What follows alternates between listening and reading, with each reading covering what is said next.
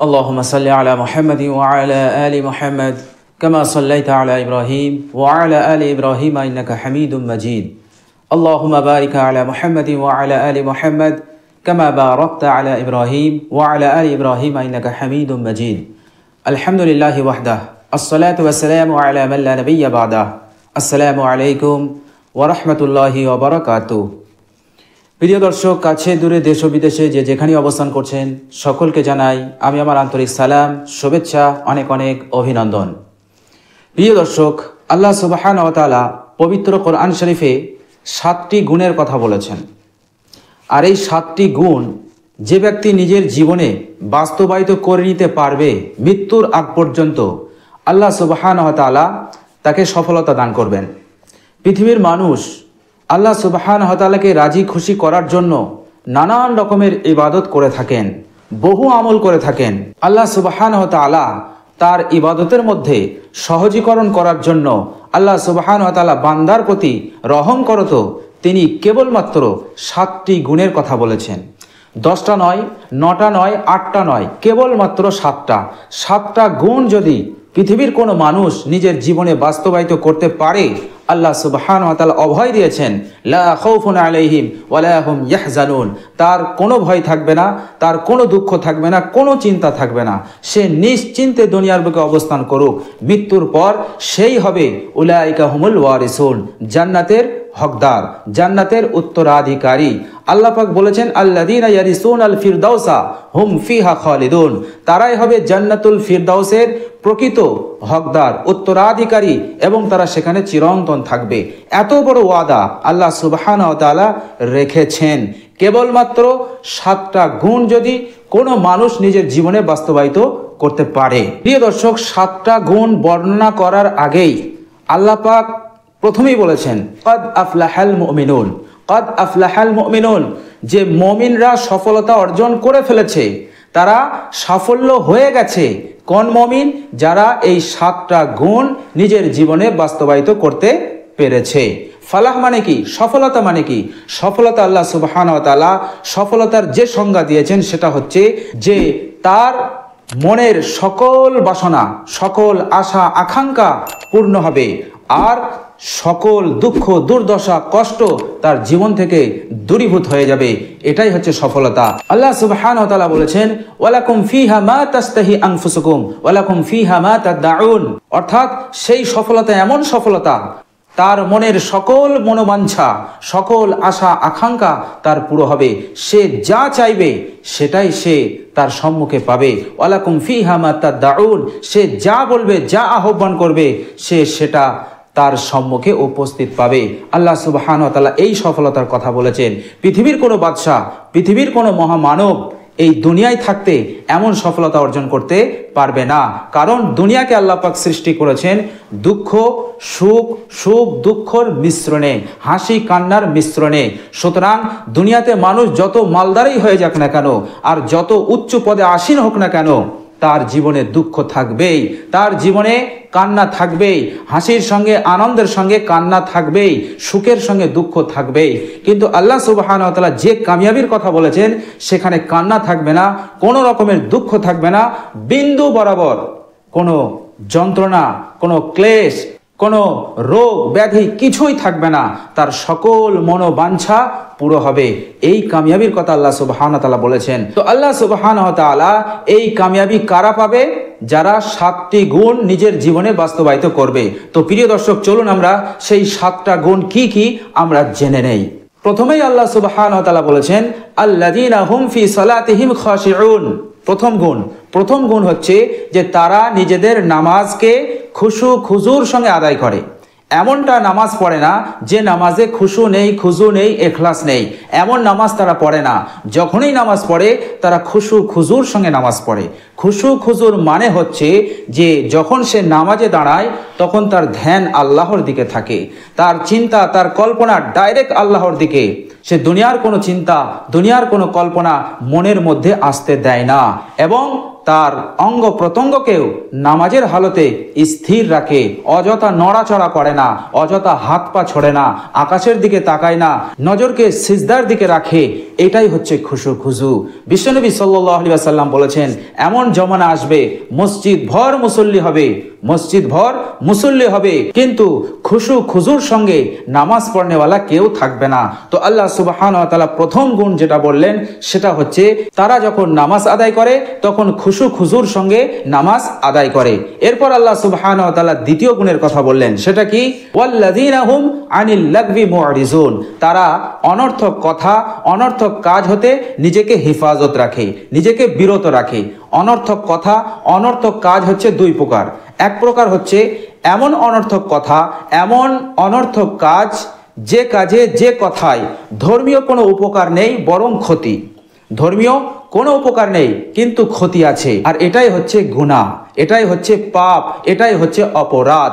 তো আল্লাহ সুবহানাহু ওয়া তাআলা বলছেন, যারা অনর্থক কথা, অনর্থক কাজ হতে নিজেকে বিরত রাখে, অর্থাৎ গুনাহ থেকে, সে গুনাহ সাগীরা হোক আর গুনাহ কাবীরা হোক, এই সমস্ত গুনাহ থেকে সে নিজেকে বিরত রাখার চেষ্টা করে।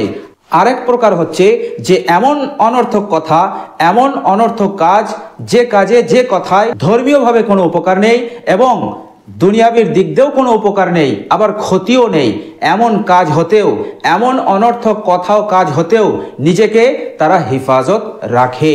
তো আল্লাহ সুবহানাহু ওয়া তাআলা দ্বিতীয় গুণ বললেন, ওয়াল্লাযীনা হুম আনিল লাগবি মুরিজুন, তারা অনর্থক কাজ, অনর্থক কথা হতে নিজেদেরকে হেফাজত রাখে। এরপর আল্লাহ সুবহানাহু ওয়া তাআলা তৃতীয় গুণের কথা বললেন, ওয়াল্লাযীনা হুম লিয-যাকাতি ফাইলুন, তৃতীয় গুণ হচ্ছে যে তাদের ওপর যাকাত ফরজ হলে তারা সঠিকভাবে যাকাতটা আদায় করে দেয়। এক পয়সাও তারা কম বেশি করে না, এক পয়সাও তারা হিসাবে গন্ডগোল করে না। যতটুকু তাদের ওপর যাকাত ফরজ হয়েছে ততটুকুই তারা যাকাত আল্লাহর রাস্তায়, আল্লাহ সুবহানাহু ওয়া তাআলার সন্তুষ্টির জন্য তারা দিয়ে দেয়। তো আল্লাহ সুবহানাহু ওয়া তাআলা 3 নম্বর বৈশিষ্ট্য বর্ণনা করলেন যে তাদের উপরে যাকাত ফরজ হলে তারা যাকাতটা সঠিকভাবে দিয়ে দেয়, হিসাব করে দিয়ে দেয়, কম বেশি করে না, গড়মসিও করে না। এরপর চতুর্থ নম্বরে আল্লাহ সুবহানাহু ওয়া তাআলা চতুর্থ বৈশিষ্ট্য বর্ণনা করছেন। চতুর্থ নম্বর গুণ হচ্ছে তারা নিজেদের লজ্জা স্থানকে হেফাজত করে। নিজেদের লজ্জা স্থানকে হেফাজত করার অর্থ হচ্ছে তারা জিনা করে না, তারা ব্যভিচার করে না। নিজেদের কাম প্রবৃত্তিকে চরিতার্থ করার জন্য তারা রং রাস্তাকে ইখতিয়ার করে না। আল্লাহ সুবহানাহু ওয়া তাআলা তারপরেই বলছেন, ইল্লা আলা আজওয়াজিহিম আও মা মালাকাত আইমানুহুম ফাইন্নাহুম গায়রু মালুমিন, তবে নিজের স্ত্রী এবং শরীয়ত সম্মত দাসীর সঙ্গে সহবাত সঙ্গম করাতে কোনো বাধা নেই, কোনো আপত্তি নেই, কোনো গুনাহ নেই। ফাইন্নাহুম গায়রু মালুমিন, কোনো অসুবিধা নেই, কোনো আপত্তি নেই। ইসলাম এখানে নিজের বৈধ স্ত্রীর সঙ্গে এবং শরীয়ত সম্মত দাসীর সঙ্গে সঙ্গম করা, সহবাস করা, মুবাশিরাত করা আল্লাহ সুবহানাহু ওয়া তাআলা জায়েজ করে দিয়েছেন। এই দুটো জায়গা ছাড়া আল্লাহ সুবহানাহু ওয়া তাআলা তারপরেই বলছেন, ফামানি বিতাকা ওয়ারাআ যালিকা ফাউলাইকা হুমুল আদুন।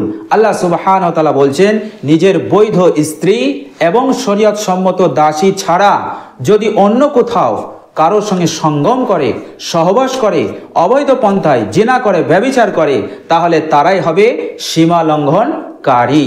চতুর্থ নম্বর বৈশিষ্ট্য এটাই বর্ণনা করলেন যে তারা নিজেদের লজ্জা স্থানকে হেফাজত করে, তারা নিজেদের কাম প্রবৃত্তিকে নিজেদের স্ত্রী অর্থাৎ বৈধ স্ত্রী, বৈধ বিবি এবং শরীয়ত সম্মত বাদী ছাড়া কারো সঙ্গে, কারো সাথে তারা চরিতার্থ করে না, অর্থাৎ তারা জিনা ব্যভিচার থেকে নিজেদেরকে হেফাজত রাখে, নিজের লজ্জা স্থানকে হেফাজত রাখে।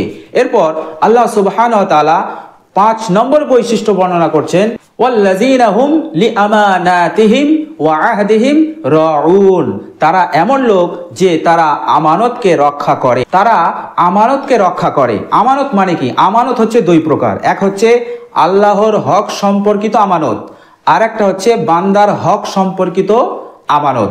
আল্লাহর হক সম্পর্কিত আমানত এর মানে হচ্ছে আল্লাহ সুবহানাহু ওয়া তাআলা আমাদের ওপর যা হুকুম করেছেন, অর্থাৎ যে হুকুমগুলো ফরজ, যে হুকুমগুলো ওয়াজিব, সেগুলো সে রক্ষা করে, সেগুলো সে পালন করে। এটা যারা পালন করে এর অর্থ হচ্ছে আল্লাহর হক সম্পর্কিত আমানতকে সে রক্ষা করে। আর বান্দার হক সম্পর্কিত আমানত হচ্ছে বান্দার সঙ্গে মানুষের সঙ্গে যখন সে লেনদেন করে, লেনদেনটা পরিষ্কার করে।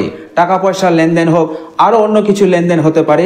তো যখনই সে লেনদেন করে, সেই লেনদেনের সময় কোনো রকমভাবে উঁচু নিচু করে না, কোনো রকমভাবে তারা বেঈমানি করে না, ইমানদারির সঙ্গে স্বচ্ছভাবে তারা লেনদেনটা করে। এটাই হচ্ছে বান্দার হক সম্পর্কিত আমানত। এছাড়াও মানুষের সঙ্গে ভালো ব্যবহার করে, মানুষের সঙ্গে ভালো আচরণ করে, মানুষকে কষ্ট দেয় না, মানুষকে দিলে ব্যথা দেয় না, অন্যায় করে না, অত্যাচার করে না, অবিচার করে না, গীবত করে না, চুগলখড়ি করে না, বিশ্বাসঘাতকতা করে না, মানুষের সঙ্গে তার ব্যবহারটা স্বচ্ছ থাকে। এটাই হচ্ছে বান্দার হক সম্পর্কিত আমানত। তো আল্লাহ সুবহানাহু ওয়া তাআলা বলছেন সে দুই ধরনের আমানতকেই সে রক্ষা করে চলে। এটা হচ্ছে ৫ম নম্বর বৈশিষ্ট্য। আর ৬ষ্ঠ নম্বর গুণ হচ্ছে, ৬ নম্বর গুণ হচ্ছে ওয়া আহাদিহিম রাউন। সে যখন অঙ্গীকার করে, সে যখন ওয়াদা করে, সেই ওয়াদাকে, সেই অঙ্গীকারকে সে ভঙ্গ করে না, সে পূর্ণ করে। প্রিয় দর্শক, অঙ্গীকার মানে হচ্ছে আপনি কারোর সঙ্গে অঙ্গীকার করলেন, কারোর সঙ্গে চুক্তি করলেন, আপনি সেই চুক্তি অনুযায়ী কাজ করেন, সেই অঙ্গীকার অনুযায়ী কাজ করেন, আপনি অঙ্গীকার ভঙ্গ করেন না, আপনি চুক্তির বিরুদ্ধে যান না। এমনইভাবে আমরা যেমন দেশে বাস করছি, ধরুন আমরা ভারতীয়, আমরা ভারতবর্ষে বাস করছি, আমরা ভারতের যে সংবিধান, সেই সংবিধান অনুযায়ী চলার জন্য আমরা কিন্তু অঙ্গীকারবদ্ধ। সুতরাং যতদিন আমাদের বেঁচে থাকতে হবে, ততদিন ভারতবর্ষের সংবিধানের বিরুদ্ধে কোনো কাজ করা যাবে না। করলেই আপনি অঙ্গীকার ভঙ্গ করলেন। এভাবে করে যারা দেশের সরকার, যারা নেতা নেত্রী হয়ে আছে, তারাও কিন্তু জনগণের সঙ্গে একটা অঙ্গীকারবদ্ধ হয়ে আছে। তারাও অঙ্গীকার করেছে আমি সংবিধান অনুযায়ী চলব এবং জনগণের সঙ্গে যে আমি প্রতিশ্রুতি দেব, যে ওয়াদা আমি দেব, সেটা আমি হার হালতে পুরো করব। তো সুতরাং কোনো নেতা, কোনো নেত্রী প্রতিশ্রুতি দেওয়ার পর, ওয়াদা করার পরও যদি ভঙ্গ করে, তাহলে সেটা হবে অঙ্গীকার ভঙ্গ, তাহলে সে অঙ্গীকার ভঙ্গকারীদের মধ্যে গণ্য হবে। তো আল্লাহ সুবহানাহু ওয়া তাআলা বলছেন তাদের বৈশিষ্ট্য এমন হবে, সে যে তবকায় থাকুক, যে স্তরে থাকুক, সেই স্তরে থেকে যে অঙ্গীকারটা করে, যে ওয়াদাটা করে, সেই অঙ্গীকার, সেই ওয়াদাকে সে পুরো করে। এমনইভাবে কোনো মানুষ ব্যক্তিগতভাবে কারোর সঙ্গে যদি ওয়াদা করে, অঙ্গীকার করে, সেই ওয়াদাটা, সেই অঙ্গীকারটা সে পুরো করে।